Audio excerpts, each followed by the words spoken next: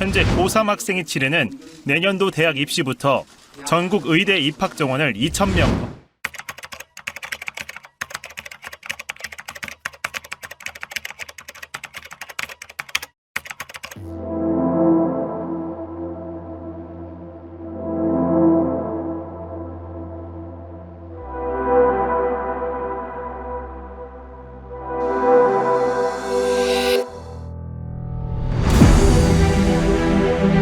소아출산과 의사가 부족한 게 아닙니다. 지난 10년간 출산율은 급격히 떨어졌지만 소아과 전문의는 30%나 증가를 했습니다. 그러나 불합리한 의료 체계 속에서 소아과 전문의들이 소아 진료를 포기하고 있습니다. 저희는 어린이들 곁에 있을 때 가장 산부인과 의사 수가 부족한 것이 아니라 분만을 포기하게 만드는 지금의 의료 시스템이 문제입니다. 생명의 시작인 분만마저도 위기에 있습니다. 수많은 생명을 구하고 때로는 지키지 못한 목숨 앞에서 의료소송을 감당해야만 하기에 그 무게감을 견뎌내지 못하고 의료 현장을 떠나가는 동료들이 점점 더 늘어가고 있습니다. 현재도 우리나라 의사 수는 가장 빠르게 증가하고 있습니다. 하지만 필수 의료를 하는 전공이나 의사들은 계속 감소하고 있습니다. 실제로 제가 의사가 돼서 제 영역의 전문 의사가 되기까지 20년 정도 시간이 필요했습니다.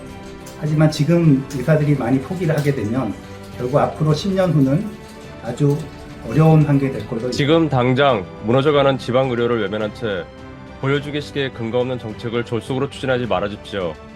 조속히 의료 분배를 정상화시킬 수 있는 대책을 마련하십시오. 필수 의료에 몸담고자 했던 저희 동료와 제자들이 더 이상 떠나지 않게 도와주십시오. 정부는 탁상 행정을 좀 멈춰주시고 현장에서 우리 필수 의료진들의 업무 강도를 직접 확인해 보시고 우리 필수 의료진들의 고통을 직접 이해하시고 현장의 목소리를 들어주셨습니다. 박근혜 사태를 보면서 참 교수로서 너무나 많은 비참함을 느낍니다. 교수에게는 사회적인 자식이 있습니다. 저희 학생들이고 또 정부는 밤낮 없이 사명감으로 환자를 살려왔던 의사들에게 각종 명령을 내리고 겁박하는 행위를 하고 있는데요.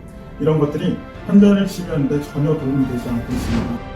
필수 의료의 붕괴는 수십 년간 방치되어 온 만성적인 적자 구조의 건강보험수가와 의사 개인이 무겁게 감당해야만 하는 민영사상의 책임 때문입니다. 지역의료의 공백은 환자의 수도권 쏠림을 야기한 정부 정책이 원인입니다.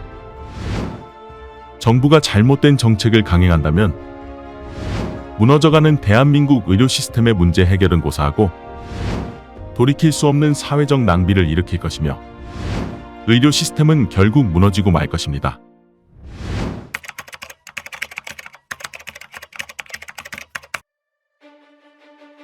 정부가 계속해서 의사 집단을 악마화하고 각종 명령과 협박을 지속한다면 단언컨대 필수 의료에 몸바치던 젊은 의사들은 아무도 돌아오지 않을 것이며 의료 현장에 남아있던 이들마저 점점 버티지 못하고 떠나게 될 것입니다.